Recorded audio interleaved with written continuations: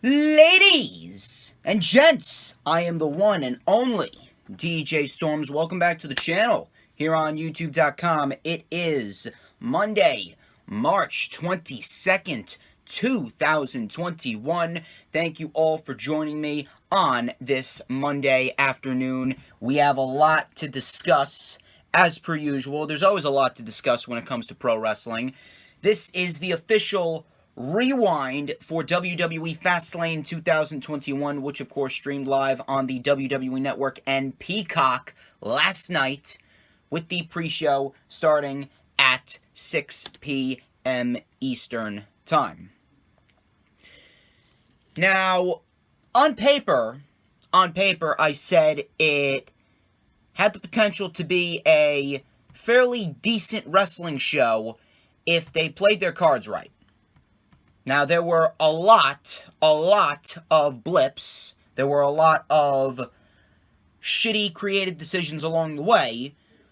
And the pay-per-view as a whole was completely unnecessary. I've stated this numerous amounts of times. I don't understand why they didn't just make WrestleMania the first pay-per-view of the new Peacock deal. It would have made WrestleMania, the Peacock deal, feel more important. You could have actually built towards WrestleMania, but instead you had to put the build towards WrestleMania on hold to build towards Fastlane because you elected to have Fastlane as the first pay-per-view of the Peacock deal.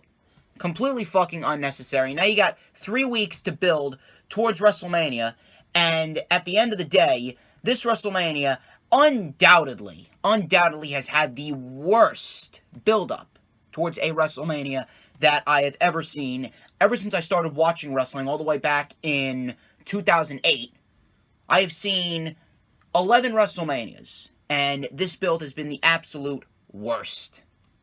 But I will say this, as far as the show goes, from an in-ring perspective, from a wrestling perspective, it was a fairly decent wrestling show. I would put this above the Elimination Chamber. The Elimination Chamber, realistically, without the chamber matches, the Elimination Chamber would have been a complete waste of 2.5 hours. Well, it was a waste of 2.5 hours because nothing that happened on the chamber had any meaning after the chamber, and nothing that happened on the chamber had any sense of importance leading up to Fastlane and leading up to WrestleMania. But in terms of an in-ring perspective, without the two chamber matches, the entire Elimination Chamber pay-per-view would have been jack shit. But I would definitely put Fastlane above the Elimination Chamber. There were a lot of good moments on the show, a lot of great wrestling matches, great in-ring storytelling. Obviously, there were a lot of bad creative decisions on the show and a lot of questionable moves by WWE. This is, of course, a WWE show. I am in my OG location with my nice GT racing chair. My nice OG location with the cross hanging from the wall, the list of Jericho. I got the collector's cups over here in the background. Nice dresser over here. There you go.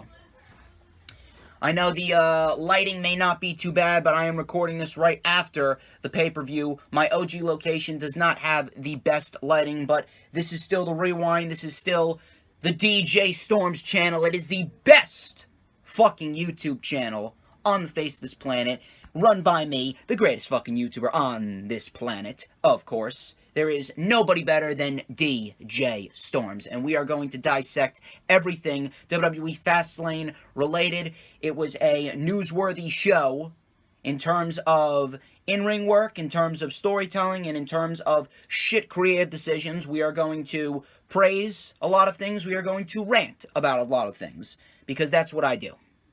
That's what I do. As always, we gotta go through some self-brand promotion and advertisements here on the channel. If you guys don't already follow me on the Twitter sticks, I'm actually looking at the Twitter sticks right now, please be sure you follow me on Twitter at HistoryMakerDJS. You will find out why I am the operator of the best damn Twitter handle known to mankind. Follow me on Instagram as well at the DJ Storms. Add me on Facebook for collaborations and business inquiries. Please send me an email. My email is, of course, StormsTakeOver at gmail.com. StormsTakeOver.com. Please like the official DJ Storms business page, and I may just send you an invite to join the official DJ Storms Posse group on Facebook. That is, all of the links are in the description. Please check out the Lightning Flash update from 2 days ago if you missed it. We dissected last week's hottest news, rumors, and reports, including Andrade feeling miserable backstage at Raw this past Monday. And on top of that, he did confirm that he did request his release. On top of that, we also talked about the rehiring of Mr. John Laurinaitis, because it's all about people power.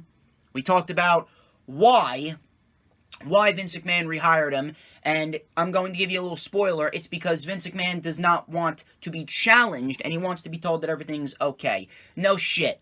The sky is blue, the grass is green, water is wet. No shit. We already knew that. That's not news. But regardless, I gave my thoughts and opinions on that.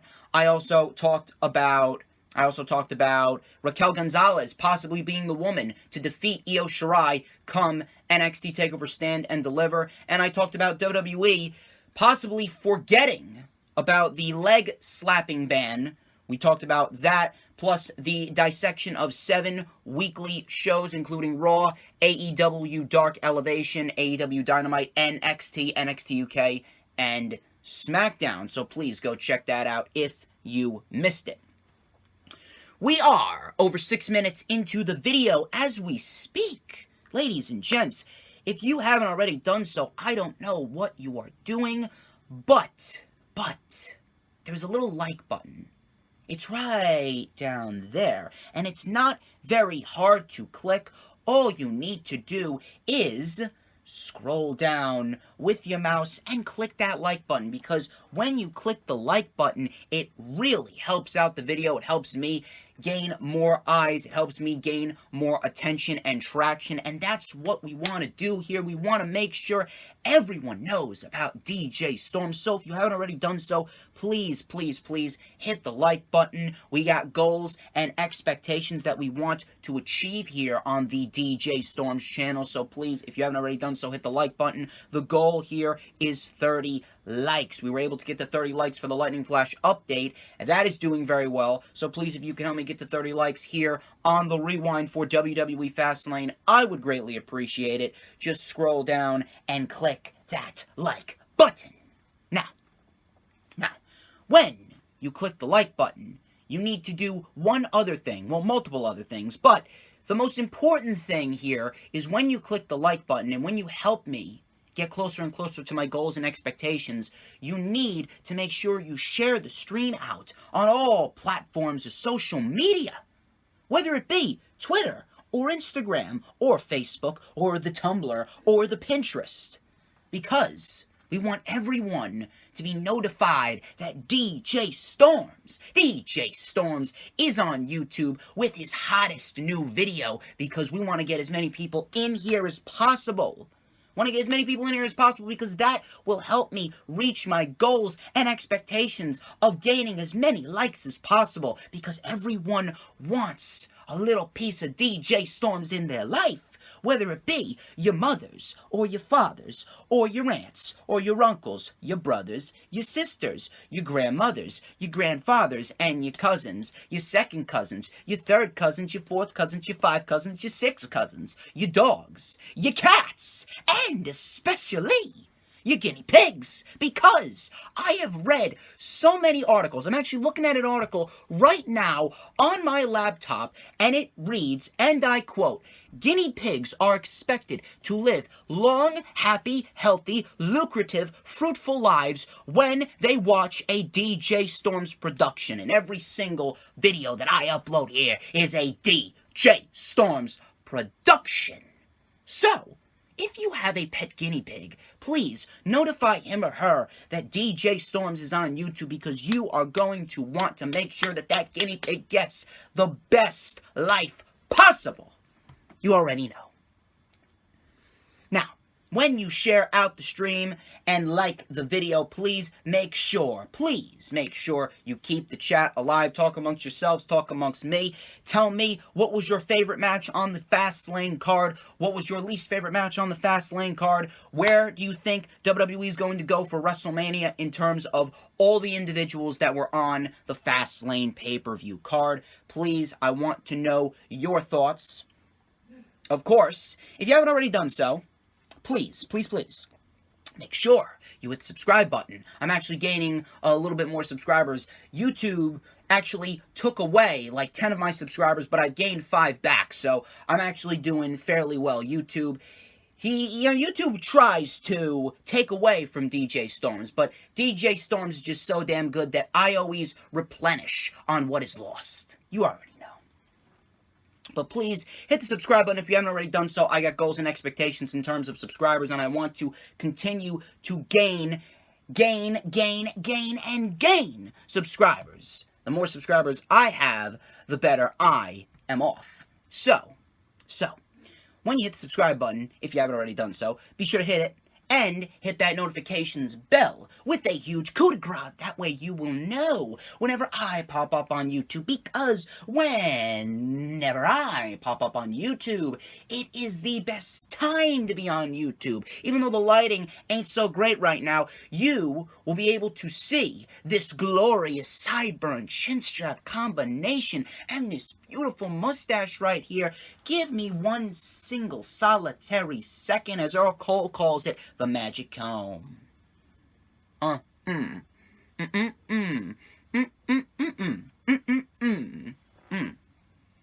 Everybody wants a piece of the Stormsmeister. Anyway, I'm great, I know. Enough of the self-brand promotion and the advertisements. I think we went through everything that we needed to go through. We are going to get straight into the matches here, because I know that everyone wants to know what I thought of all these matches that went down at Fastlane. So, we had the pre-show. We had the pre-show match. It was Matt Riddle versus Mustafa Ali. This was for the United States Championship, and I had a feeling that this was going to be the match that was going to be moved to the pre-show, specifically because of the fact that this match was just announced right out of the blue, literally 24 hours before Fastlane took place. So,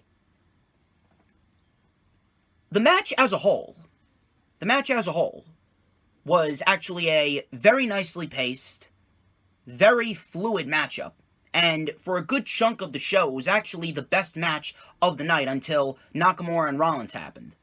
Now, I am trying to ponder why you didn't just book the initial match between these two here at Fastlane. I don't understand why we needed to get the match on Raw, only for Ali to lose, whether it was via a distraction from Retribution or not, only to get the match again at Fastlane and Ali loses clean. I don't understand why you didn't just book the initial match at the pay-per-view. A lot of these matches were rematches, so I don't understand why we needed to see a pay-per-view full of rematches, regardless of whether it was a decent wrestling show or not. I really don't understand that. If I was WWE, if you are leading towards a matchup, just book the initial match that you are going to book at said show that you want to book it at. You don't need to have 2, 3, 4, 5, 6 rematches just to get the initial match that you wanted at a pay-per-view, or at a special event, or at a Monday Night Raw, or whatever. You don't need that. If this was going to be the end result between Riddle and Ali, this should have been the first match that we got between the two. But this match was actually better than the match that they had on Monday Night Raw. This was very nicely paced, very, very fluid. Ali was in control here in the early going. He hit a roll-through backstabber on Riddle. Very, very fluid, like I said. And Ali, he does a lot of these roll-through moves. He's done a roll-through neckbreaker. He's done a roll-through backstabber now. And he's done a roll-through X-Factor. So, Ali, let me tell you something. I am a huge Mustafa Ali advocate. Very, very, very fluid in the ring. Great worker.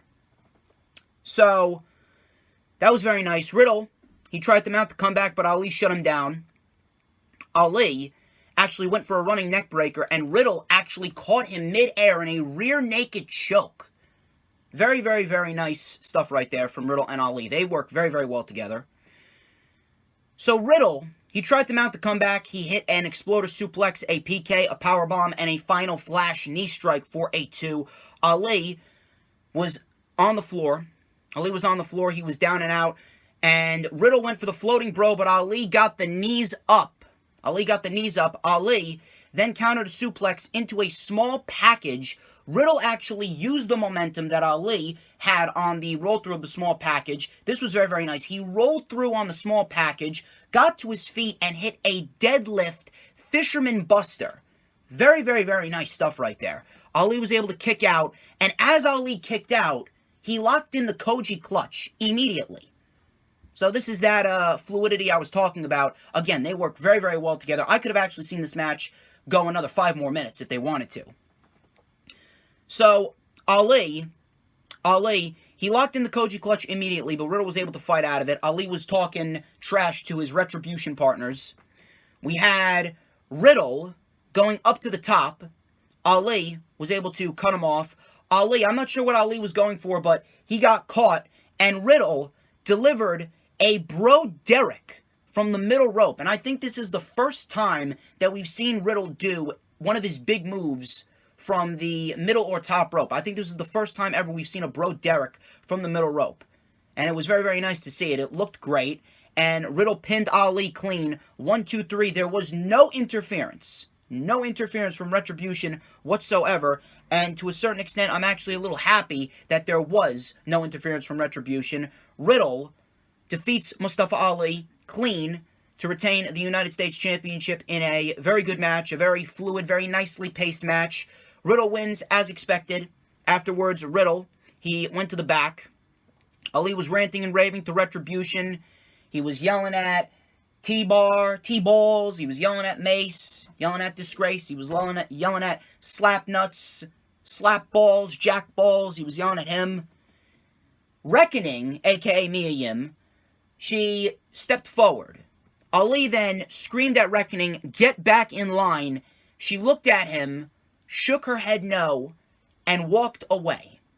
Slapjack then walked off too. Ali was then shoving T-Bar and Mace, and they goozled him. They double goozled him and double choke slammed him, and they walked off. So, on the pre-show, we get a very good United States Championship match, and Retribution is done. So, there is a God. There is a God, ladies and gentlemen. To whatever God exists out there. To whatever God exists out there, Retribution is done. Thank Christ. Should have never even been a creative idea that made it past the initial creative papers. Ali, I don't know where he goes from here.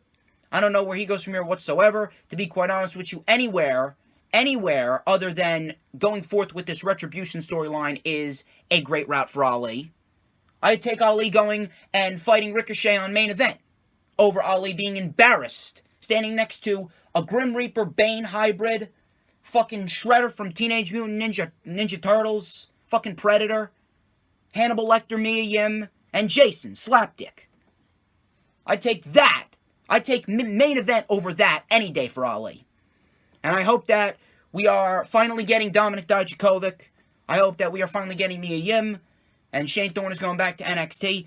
I'm just happy that this was finally done. Retribution done and over with. Please. Retribution done and over with. So this pay-per-view actually started off fairly decently with a very good U.S. title match, and Retribution breaks up. Good. It will not be missed. Main show started off with Sasha Banks and Bianca Belair taking on Shayna Baszler and Nia Jax. This was for the Women's Tag Team Championships. Decent little match. Certainly better than the Elimination Chamber match. But, holy shit. The storyline between Sasha Banks and Bianca Belair is absolutely horrendous. I don't know why. I don't know why WWE always needs to overcomplicate everything. Literally, whenever they have something great in the palm of their hands. Whenever they have something great, they always need to overcomplicate the entire storyline. They have something simple. They have something straightforward. They have something short, sweet, and to the point, and they completely fuck it up. The best thing about this entire match and segment was that Sasha Banks showed just a little bit of fire in terms of a heel turn. And she slapped Bianca Belair and called her a rookie. But even then, that was weak as shit.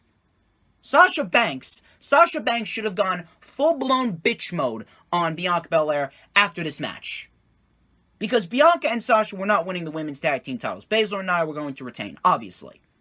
But holy shit. Even when you had the opportunity to actually spark up some genuine interest, there was absolutely no genuine interest in the Bianca Belair, Sasha Banks storyline other than the fact that these two were going to put on a great match at WrestleMania. Which I still have faith that they will do. I mean, it's Sasha Banks and Bianca Belair. I doubt that Sasha Banks is going to be held down. She would never agree to be held down like Styles and Nakamura were held down. I know for a fact that Belair and Sasha are going to put on a great match. I know. But holy shit. The storyline, I do not know what the fuck they are doing. I really don't. I have no idea what the fuck they are doing. First, it was Reginald coming out every single week trying to woo Sasha Banks. Then they're tag teaming against Baszler and Nia. Then Reginald is on Nia and Shayna's side. Then Sasha Banks is calling Bianca Belair a rookie. It is an absolute fucking mess. It is an absolute fucking mess. The match itself was decent. Wasn't necessarily horrible, but it wasn't anything memorable. So Belair was isolated. Banks got the hot tag. She was able to drop Baszler. She tagged in Bianca. Bianca delivered a beautiful 450 splash, but Reginald caused a distraction. Banks went after Reginald. Belair tried to get Sasha Banks to refocus. Belair and Banks with a glam slam knee combination. Sasha then locked in the Banks statement. But Nia shoved Belair into Sasha, and Sasha started arguing with Bianca Belair, saying, "What are you doing? What are you doing? What are you doing? I had it, like a fucking idiot." And Belair was told by Sasha to get out of the ring, and as Bianca was getting out of the ring, Baszler rolled up Sasha to retain the women's tag team titles. I don't understand why Sasha needed to take the pin again. This is the second time we have seen a women's tag team title match between these four women, and this is the second time that Sasha Banks took the pin. Why didn't Bianca take the pin and Sasha turn on Bianca out of frustration for Bianca losing the match? Now, we still got somewhat of a turn, but my God, all you could do was a fucking slap and have Sasha Banks come out and say, "Hey, you're a rookie." That's it? That's it! Why? Where's the fucking fire? Where is the creativity? Where is the interest? Where is the care? Where is the fucking care? Oh, that's right. You don't care because you got all this fucking money from the Peacock deal.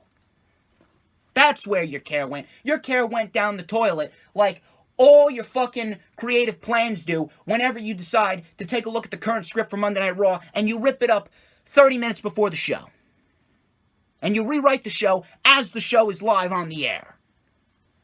That's where your care went. Right down the toilet. With all the creative WrestleMania plans that you burnt 2 weeks ago.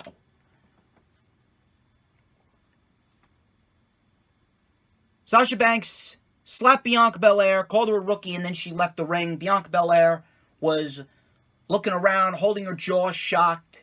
And she said, no more of this, no more of this. She was pointing at the WrestleMania sign like a fucking idiot. Sasha Banks standing on the ramp. Again, I don't know what the fuck they are doing. I really don't. The only saving grace of this entire storyline between Sasha and Bianca is that we're going to get a great match.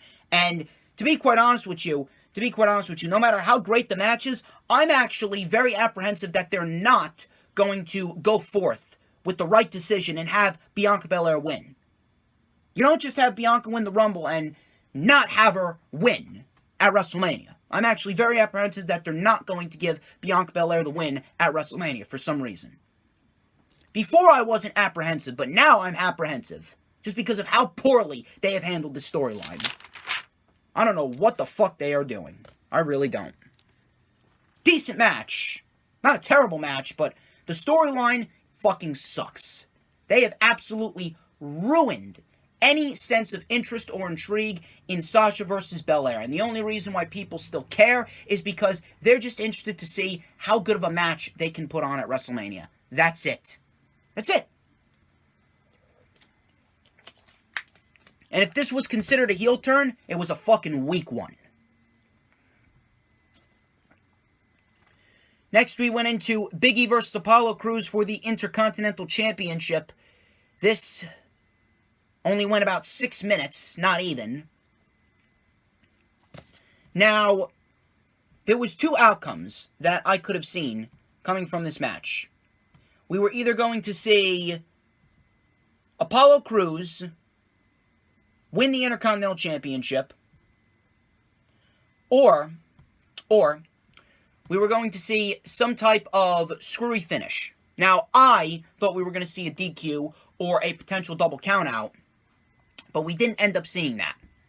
Now, I'm going to get into what we got in a minute. So, first off, this is actually a match that I was actually looking forward to. I thought this was going to be the match of the night, but they didn't even give these guys 6 minutes.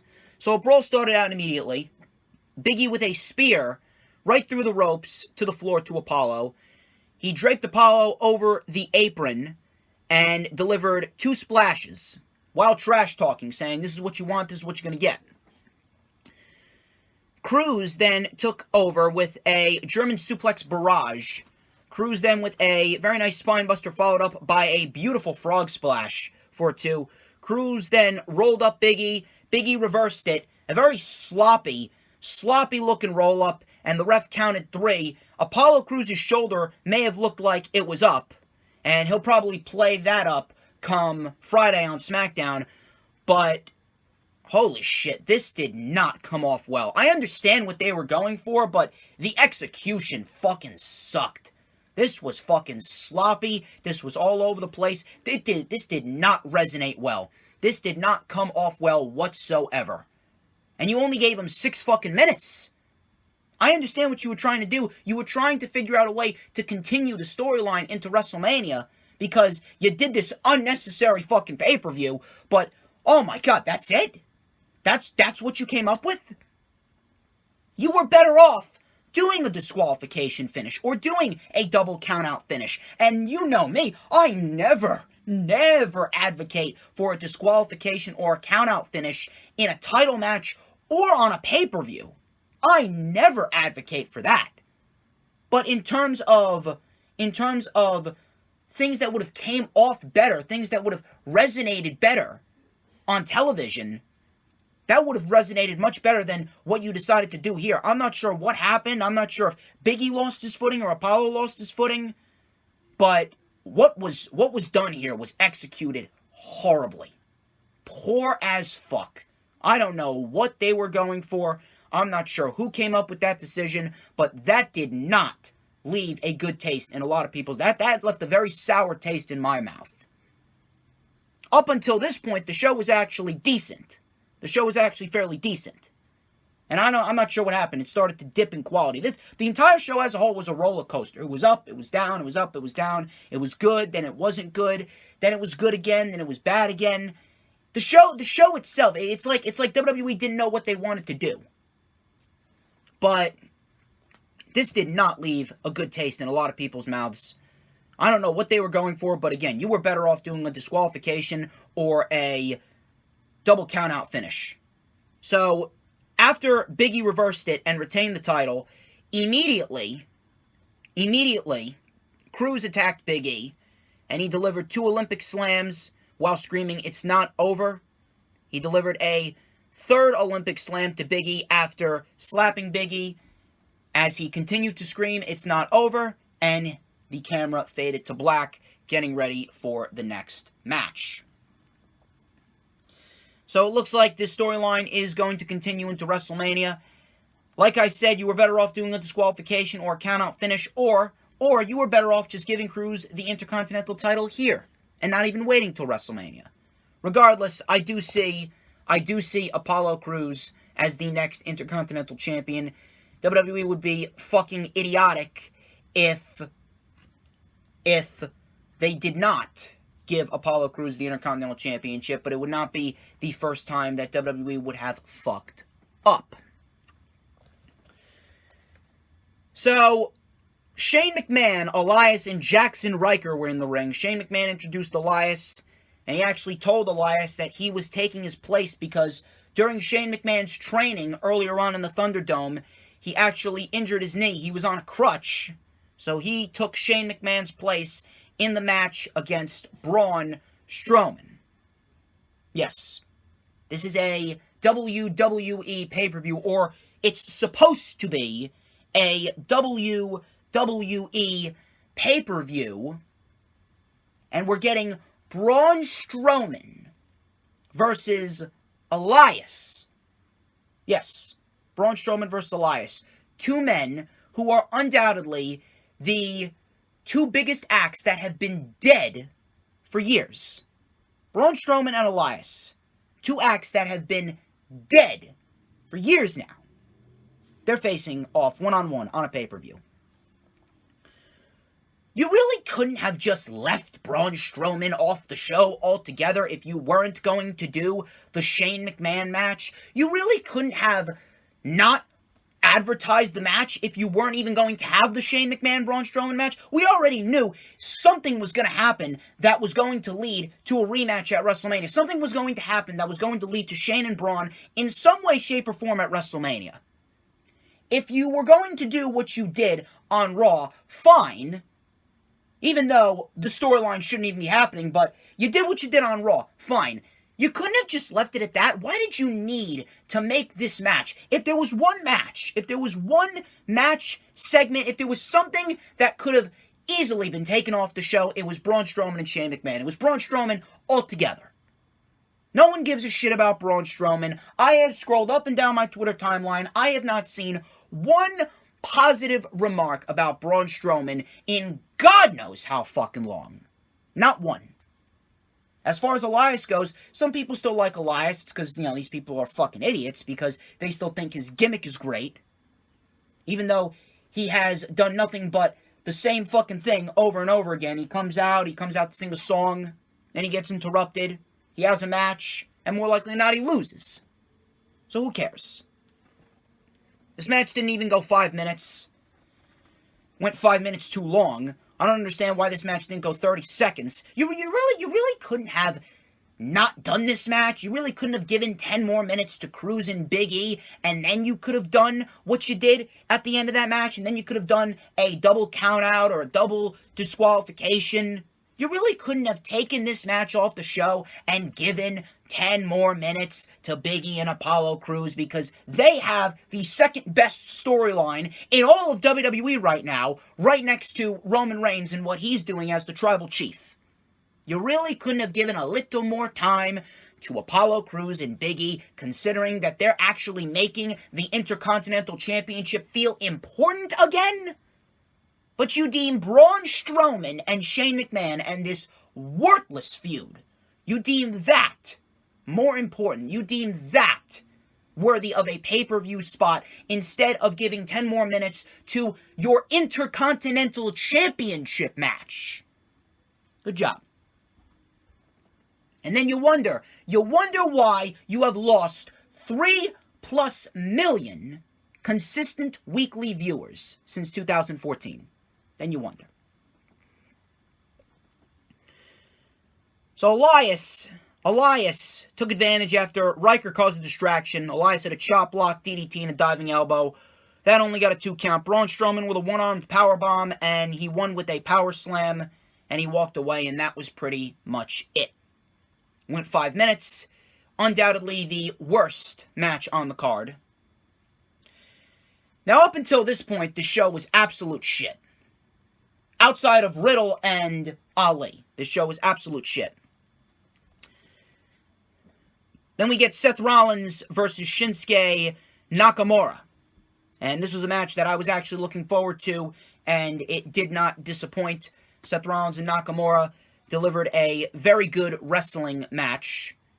Really nothing special. It was just two guys who are very good wrestlers going in there and doing what they do best, wrestling. And they delivered a very good wrestling match for the 13 minutes that this match went. So Seth Rollins was in control. He had a running knee off of the apron. He tried to slow the pace down. He was screaming 22 swings, which was the amount of times that Cesaro swung him on SmackDown a few weeks back. He hit a gutbuster for a 2 on Shinsuke, and then he actually tried to swing Shinsuke. Nakamura didn't allow it. Nakamura hit a running knee and a diving knee to the back of the neck while Rollins was draped over the apron. Nakamura was then sent to the floor. Not sure what he was going for, but Rollins sent Nakamura to the floor. He sent him off of the middle turnbuckle. Rollins hit a suicide dive, followed up by a springboard knee. Rollins then rolled through off the springboard knee in one fluid motion, rolled through into the corner, and delivered a very nice sling blade on Shinsuke Nakamura for a 2. Nakamura and Rollins, they traded forearms back and forth. Nakamura with a forearm strike combo, Rollins with an enziguri. Nakamura with a rebound kick. Rollins was then dropped on the rope, or he was draped on the rope. He was hung out to dry like he was on a clothesline, draped on the rope, and Nakamura delivered a sliding German suplex. Nakamura then went for the Kinshasa, but Rollins countered. He hit a buckle bomb, followed up by a Falcon Arrow, but Shinsuke was still able to kick out. Nakamura then countered the stomp, and he had Rollins on his shoulders, delivered the landslide, but Rollins was able to kick out. Nakamura then delivered a reverse exploder that connected flush. Nakamura then went for the Kinshasa. Rollins reversed it into a schoolboy. Rollins then went for a rolling neck breaker, but stopped midway through and hit a forearm right to the back of the neck. Rollins then delivered Black Magic, which is a move where he hooked his leg on Nakamura's knee. Nakamura was on one knee, and Rollins hooked his leg on Nakamura's knee and then used his other leg, swung his other leg back into a leg lariat across the back of Nakamura's neck, which actually looked very, very nice. So Rollins hit a rebound leg lariat to the back of the neck of Nakamura. It's called Black Magic. Rollins then hit the stomp, and he pinned Nakamura clean 1-2-3 for the win. This was his first match back. Rollins looked very good. Nakamura is very good when he's given the opportunity. This was a very good wrestling match, and this actually brought the show up a few pegs. Very good wrestling match with Seth Rollins and Shinsuke Nakamura. This is nothing more than a bridge, though, for the inevitable match with Rollins and Cesaro at WrestleMania. Rollins actually needed a win, and he needed some sort of credibility heading into the match with Cesaro. So Rollins gets the win over Nakamura in a very good wrestling match. Really nothing more to say about that. Then after that, we had Drew McIntyre versus Sheamus. Drew McIntyre versus Sheamus. This was a no-holds-barred match. And similar to Ali and Riddle, I really don't understand. I really don't understand if the end game here was going to be a match between Sheamus and Drew McIntyre. Why didn't you just book the initial match between these two at Fastlane? On top of that, why did you announce that you are going to do Lashley versus McIntyre one-on-one at WrestleMania before Fastlane? Isn't this supposed to act as an unofficial number one contenders match? So, what would have happened if Sheamus would have won this match? Would he have gained entry into the WWE Championship match between Drew and Lashley at WrestleMania? I don't understand. If you are going to book a match, if you have a match in mind, set for a Raw, a SmackDown, a TLC, a Backlash, an Extreme Rules, a Royal Rumble, Elimination Chamber, a Fastlane, a WrestleMania. Just book the initial match to take place at that specific show. Why did we need 2 separate matches between Drew and Sheamus before this match between Drew and Sheamus at Fastlane? Why did we need to see 3 matches between Drew McIntyre and Sheamus scattered over the course of a 3-week period?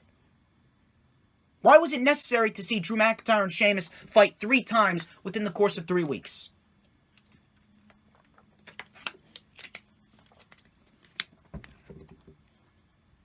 Now, in terms of an in-ring perspective, this match was excellent. Drew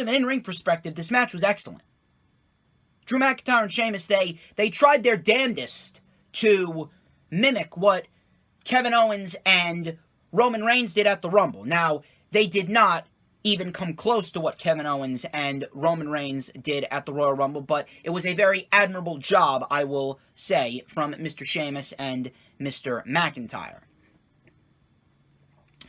So Drew McIntyre was wearing his Scottish Warrior face paint. Looks like Bruce Pritchard was channeling his inner Braveheart. There were a lot of Braveheart tweets scattered across the timeline. I pay attention. Trust me. I see everything.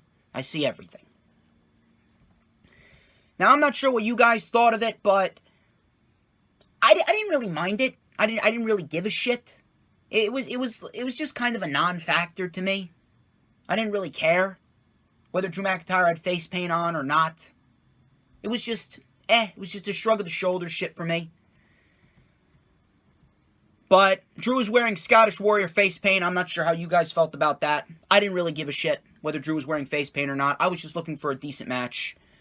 So, Drew and Sheamus, brawl started out pretty early on. Sheamus and Drew fought to the outside. Drew with some belly-to-belly overhead throws early on. Sheamus then sent Drew into the barricade. Drew with a belly-to-belly on the floor.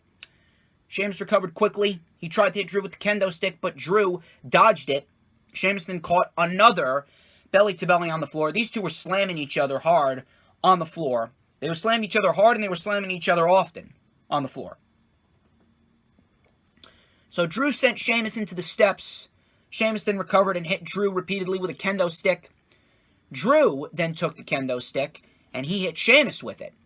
Sheamus then dropped toe hold Drew into the steel steps.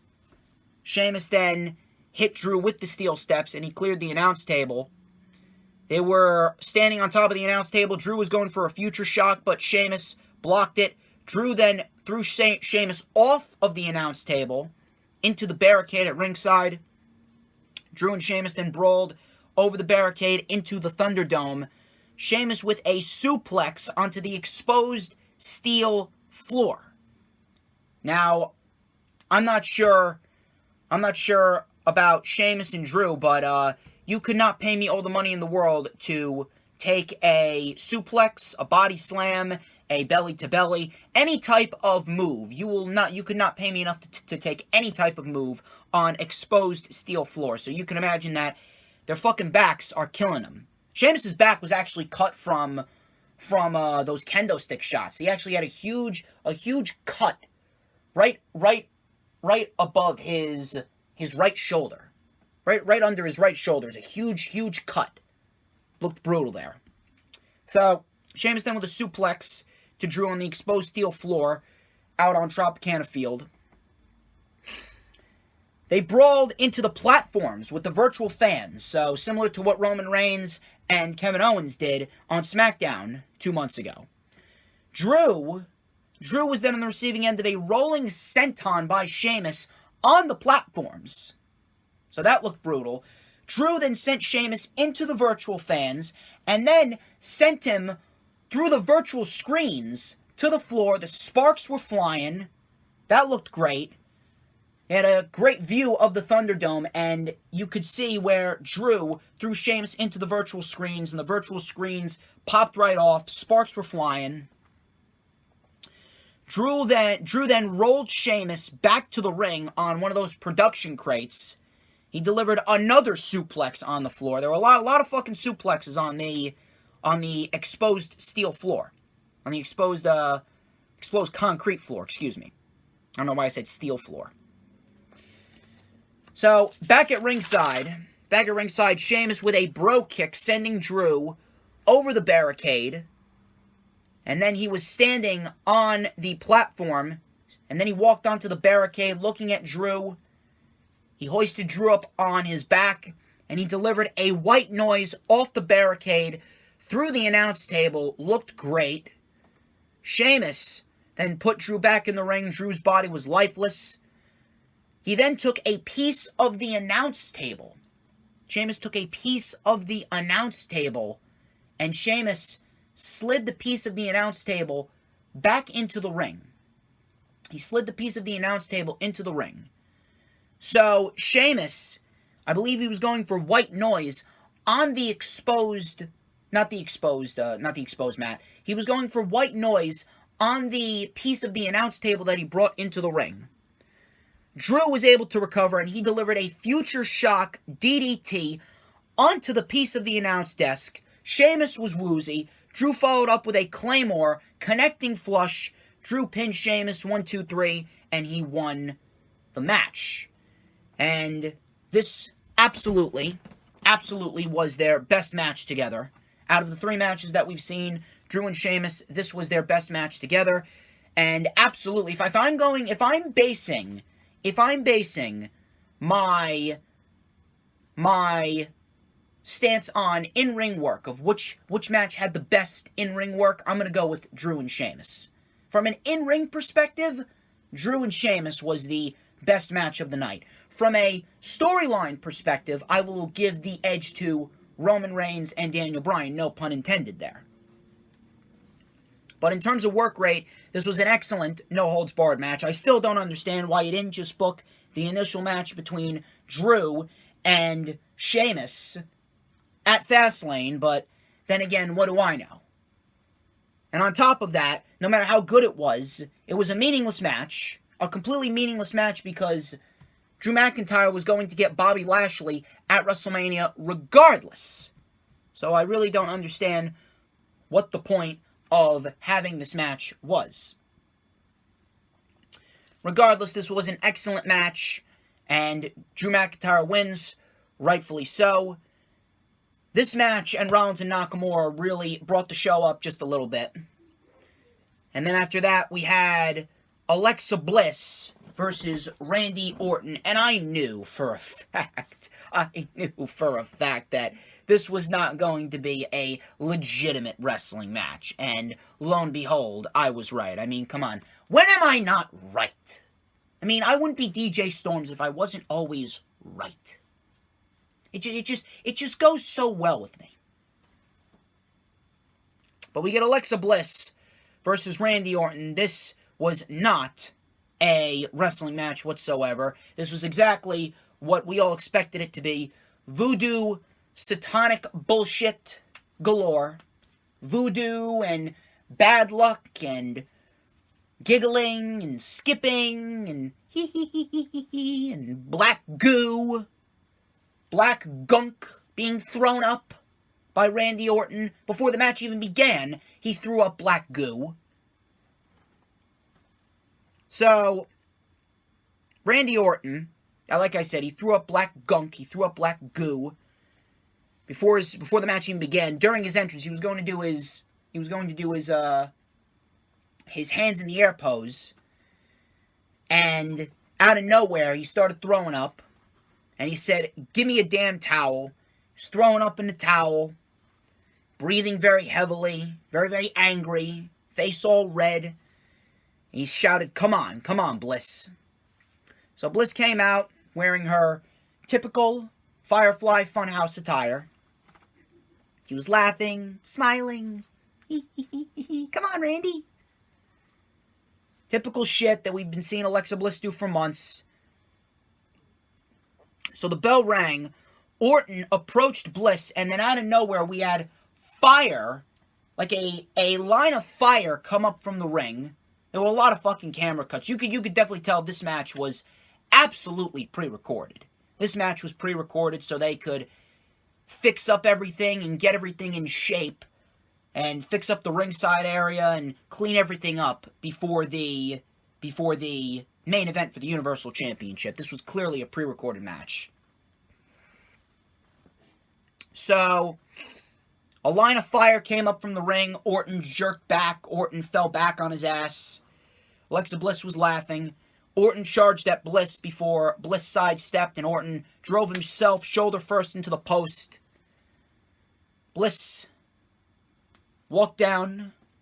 She was looking at Randy. She was like, oh, what happened? She was like concerned, being fake concerned for Randy. She then started skipping around the ringside area. Randy Orton slowly following her. She was jumping off the steps like she was jumping on a playground. Skipped around the ring. Orton slowly walking after her.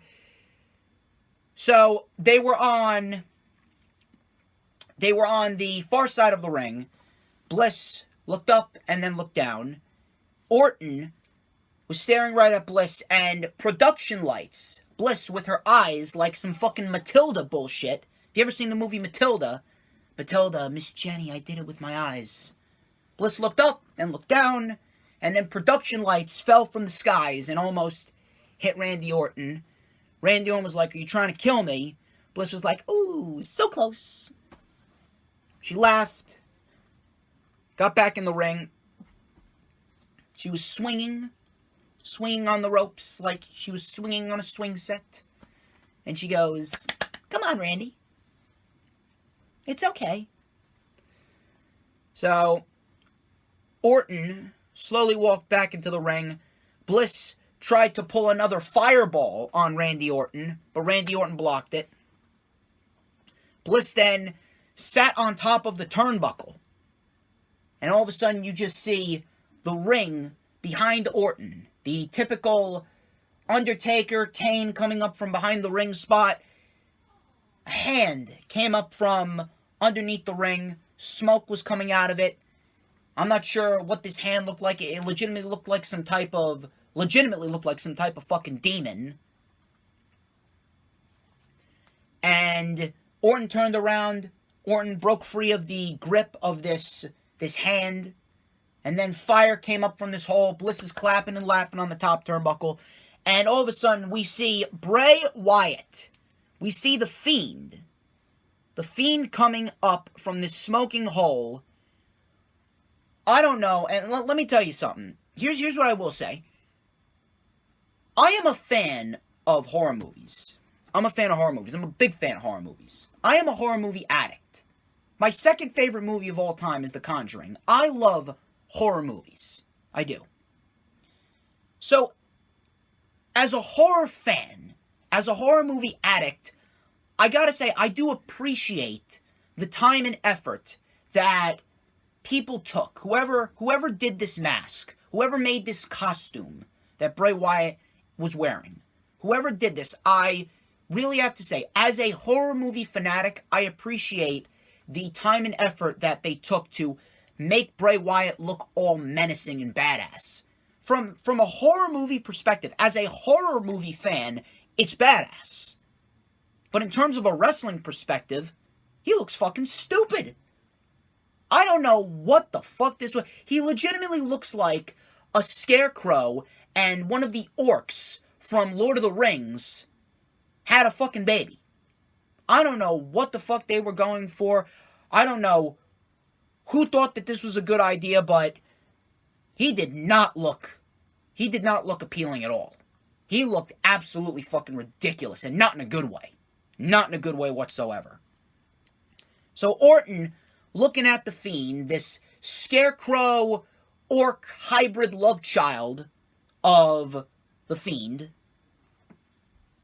and he was staring right at him, and Bliss came down from the top turnbuckle. She shoved Orton into Sister Abigail, and then Bliss covered Orton in a very seductive way.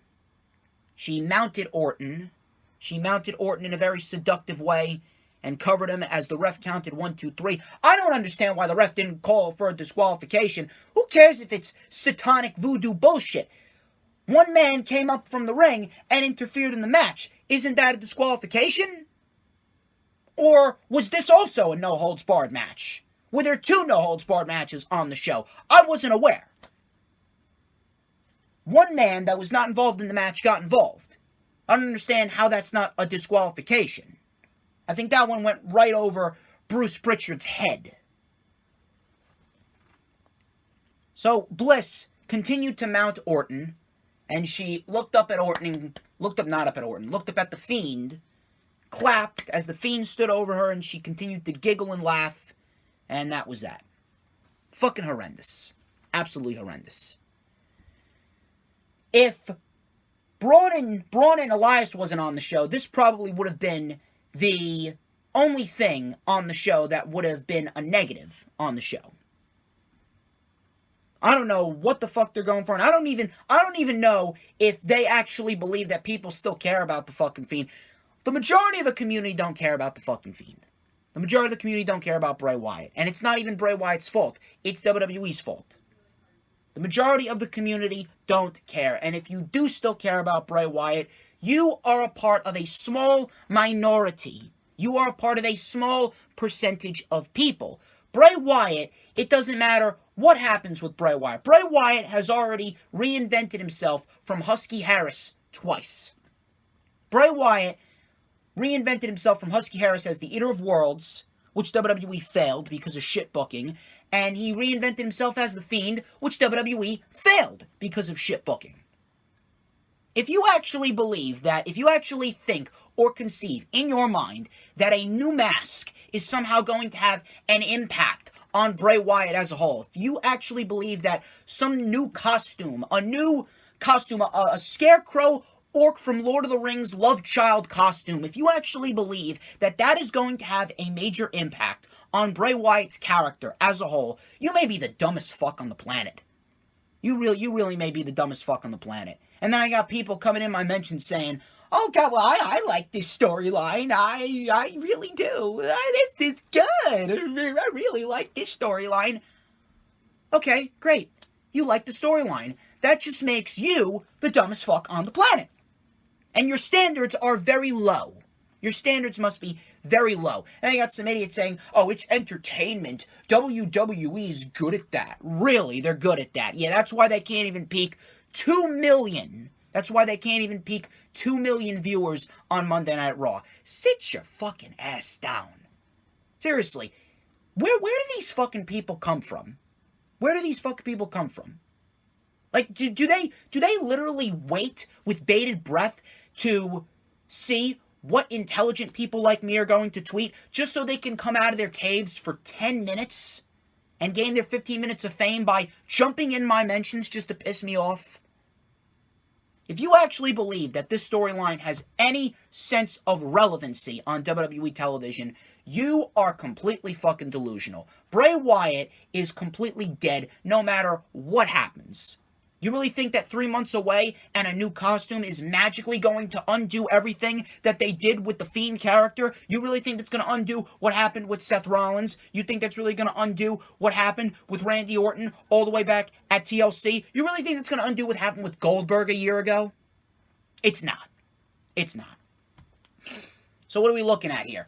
Well, Fiend and Orton is all but confirmed. We're probably looking at a Firefly Funhouse match, the same thing we got with John Cena and Bray Wyatt last year at WrestleMania. And then after that, what happens? What happens with Bray Wyatt then? I don't really give a shit where Orton goes. You could literally throw Orton into anything. We'll probably get a Randy Orton versus Damian Priest feud, which I wouldn't be opposed to. I think that would be a great feud and a great match. As a matter of fact, if Styles is going to win the tag team titles with the black version of the Great Khali, I would do Orton versus Damian Priest. That's a nice undercard feud to help build up Damian Priest, but where does Bray Wyatt go? I guarantee you this. I guarantee you, just wait, I guarantee you that Drew McIntyre is going to win the WWE Championship back at WrestleMania, and his first program, who's it going to be? It's going to be The Fiend, and The Fiend's going to have a loss on his record just 2 months, not even 2 months, after returning. Just watch. Complete waste of time. The Fiend is completely dead, and this voodoo satanic bullshit with Alexa Bliss, it is nothing more than repetitive. It is repetitive garbage no matter how well she plays it. And if you still care about this, my God, your standards must be insanely low. And then people want to wonder why I have no respect for anybody. Why should I? Why should I have any respect for stupidity? You want me to respect stupidity? You want me to respect retardation? Sure. The day a hippopotamus comes out my ass, I'll show you respect. That was that. Main event. Main event, we got Roman Reigns versus Daniel Bryan. This was for the Universal Championship with Edge as the special guest enforcer. Now, you can formulate your own judgment on this. You can pick between Drew and Sheamus or Bryan and Roman, but in terms of in-ring storytelling, Roman Reigns and Daniel Bryan put on an excellent match. This should have been the main event of WrestleMania. I don't care what anyone says. This should have been the main event of WrestleMania right from the get-go. Whether Daniel Bryan won the Rumble or whether Daniel Bryan won the Chamber. These two men told an excellent story in this entire 30-minute match. This match went 30 minutes, and these two absolutely tore it up. Absolutely tore it up. This was an excellent fucking performance from both men. Edge included, I will say. Edge played his part very, very well. There were a lot of factors in this match, and I have to say, they played it off very, very, very well. So, Roman halted Bryan's momentum in the early going. Roman was in control for the early portions of this match. He was in control for like the first 13 minutes, I would say. He hit a tilt-a-whirl slam on Bryan for a 2. Bryan then got dropped to the floor with a right hand. Roman kept the pressure on Bryan. Bryan with a running corner drop kick. Reigns then blocked the Frankensteiner, and he locked in a Boston Crab. I don't think I've ever seen Reigns use a Boston Crab before. So Reigns constantly evolving his game. Bryan reversed the Boston Crab, and he hit a running lariat. Bryan then sent Roman to the floor. Bryan went for a plancha. Reigns looked like he dropped Bryan. He dropped him into a power slam on the floor. They played it off like it was a power slam. Roman then picked up Bryan from the floor, and he sent Bryan into the post. That was his intention, but Bryan actually reversed it, and he actually sent Reigns into the post. And then Bryan then hit a running knee off of the apron. Bryan then with a diving missile knee right to the back of Roman Reigns' neck. Bryan then with a missile drop kick. That got a 2 count. Bryan then with the yes kicks to the legs, to the shoulder, and to the chest of Roman Reigns. So he was targeting every single body part of Roman Reigns that he could kick. Reigns then with a right hand. And then he held Bryan's head. This was actually very, very nice. This is very believable for Roman Reigns too. You look at Roman Reigns, and this is a guy that's believable doing this. He was holding Bryan's head like a football. He was holding Bryan's head like a football and delivering Muay Thai knee strikes right to Bryan's abdomen. And Reigns is believable in that role. That looked awesome. Made Roman Reigns look like a mega heel. So, Reigns with the Muay Thai knees to the gut. Bryan was then able to fight back and hit 2 roundhouse kicks to the side of the head. That got a 2 count. Bryan then locked in the yes lock. Reigns was reaching for the ropes. Bryan transitioned over to the other shoulder and locked in the yes lock with Roman's other shoulder and arm trapped in his legs. Reigns was then able to fight out of it. Ground and pound to follow. Roman then with a deadlift powerbomb for a 2. Bryan then went for the running knee. He accidentally hit the running knee on the referee. The referee was down. Roman Reigns then hit the spear. Edge slid into the ring and did his job. He went to count. He counted 1, 2, but Daniel Bryan kicked out. Roman Reigns and Edge, then they got into a little back and forth, and Edge was saying, you do your job, you take care of your job, and I'll take care of mine. So Roman Reigns was then locked in a triangle choke by Daniel Bryan. Roman Reigns was able to power him up, but Bryan was able to wrestle him down. So Reigns powered out of the triangle. Bryan then wrestled Roman Reigns back down to the mat into the yes lock. So Bryan had the yes lock locked in. And Bryan was wrenching far back. She was wrenching far back on Roman Reigns' head. Edge was keeping a close eye on Roman. It looked like Roman was going to tap out, but Jey Uso came in out of nowhere, hit a super kick to Edge, and then he hit a super kick to Bryan, and then he went for a chair. Roman went for a chair. No, not Roman. Jey went for a chair, excuse me.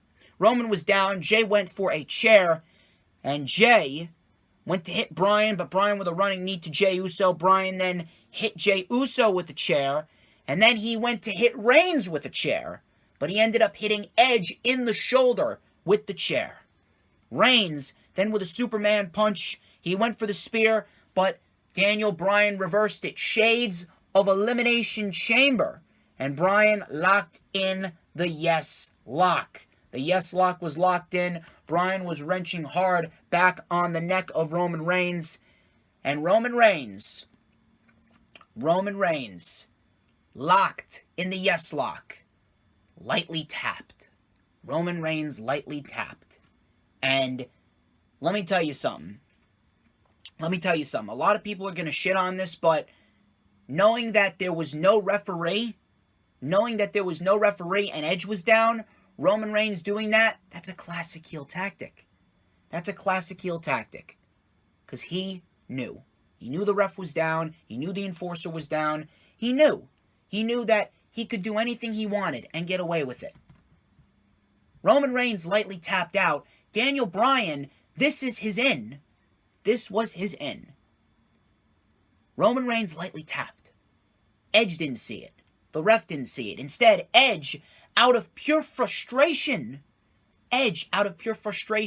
hit Daniel Bryan in the back of the head with the chair. And then he hit Roman, and he screamed, "This is mine. This is mine." And I actually got to give some props to Mr. Jay Leto, because he actually called that Edge was going to turn heel at some point, and lo and behold, Edge, in this sense, you can look at it as a heel turn. Edge turns heel. And I gotta shout out Mr. Jay Leto. He predicted that on the rundown for Fastlane a couple of days ago. So props to Mr. Jay Leto. He called it. The Ultimate Opportunist is back. So Edge hits Bryan in the back of the head with the chair. Hits Reigns with the chair. He screamed, "This is mine," and then he walked off. Reigns then was able to crawl and squirm over. He got his arm over Bryan. Another referee came in, counted 1, 2, 3. Roman Reigns and Daniel Bryan told a fantastic story within the ring. And after this match, it only proves that this match should have been the main event of WrestleMania. Was it overbooked? Yeah, it was a little overbooked. But in terms of an in-ring story and the chemistry between two wrestlers, Roman Reigns and Daniel Bryan, they had it. Edge, he played his role very, very well. Uso played his role very, very well. Everyone in this match played their roles very, very well. And a triple threat match is all but confirmed. Roman Reigns retains the Universal Championship after a fantastic main event. An excellent story told between Roman Reigns and Daniel Bryan. Once again proving that it should have been the main event of WrestleMania from the get-go. And that was WWE Fastlane for you. A decent show. A decent wrestling show. We had Roman Reigns and Bryan.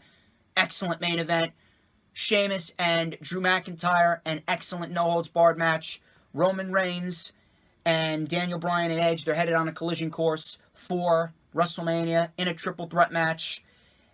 A very good U.S. title match on the pre-show. A very good match between Rollins and Shinsuke Nakamura. A decent opening match.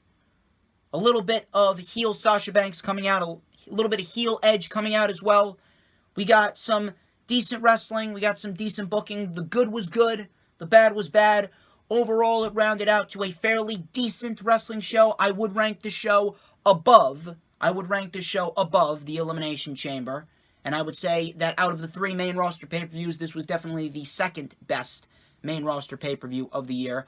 a solid pay-per-view, but an unnecessary one, as we did not need this leading up to WrestleMania, and the only reason why they did this was because of the Peacock deal, which, again, I would ask the question, why didn't you just make WrestleMania the first pay-per-view of the Peacock deal? It would have made so much more sense. It would have made the Peacock deal feel bigger. It would have made WrestleMania feel bigger, and you actually could have built up towards WrestleMania throughout the month of March instead of putting it on hold just to build up to an unnecessary 3-week before WrestleMania pay-per-view. That was pretty much that. Decent show. Decent show filled with some very good wrestling throughout the show. And we ended at a decent hour, around 9:40. Quick in and out. That was pretty much that. That was Fastlane 2021 for you. Ladies and gentlemen, that wraps up this edition of The Rewind. I would like to thank each and every single one of you who tuned into this video. Please do not forget, follow me on all my social media platforms. They're in the description. Check out all the links. Check out the link to the Lightning Flash update if you missed it. Like, comment, and subscribe, please. If you have not received the memo, next week there is no Lightning Flash update. No Lightning Flash update on April 3rd. I'll be going away. On April 2nd, it will be my birthday, and that will be the rundown for NXT TakeOver Stand and Deliver, where I will be joined by Mr. TM161. Yes, he's coming back after an 8-month hiatus. Mr. TM161 is back in action with yours truly, where we will be dissecting everything going down across the 2-night TakeOver event, the unnecessary 2-night TakeOver event. Lightning Flash update will be live this Saturday, of course. This Saturday at 1 p.m. Eastern Time. I will be sure to gather up as many top-tier news, rumors, and reports to discuss. Of course, we will be discussing the weekly shows, as we usually do. Do not forget to join me for the Lightning Flash update. Of course, rundown for NXT TakeOver Stand and Deliver with TM161. That's going to be on April 2nd, which is, of course, my birthday. I will be 22. No Lightning Flash update on April 3rd. There will be no rewind for NXT TakeOver Stand and Deliver as well. There'll be no Lightning Flash update on April 10th either. Instead, I will do, for the very first time ever, a live rundown. The rundown before WrestleMania 37 will be live, and I will keep you guys updated on who my guest is going to be, so you guys are not going to want to miss a single solitary moment. But nevertheless, I'm DJ Storms. This has been The Rewind for WWE Fastlane 2021, and I will catch you guys later tonight tweeting for Monday Night Raw. You guys have a great week, and I will see you for the Lightning Flash update on Saturday.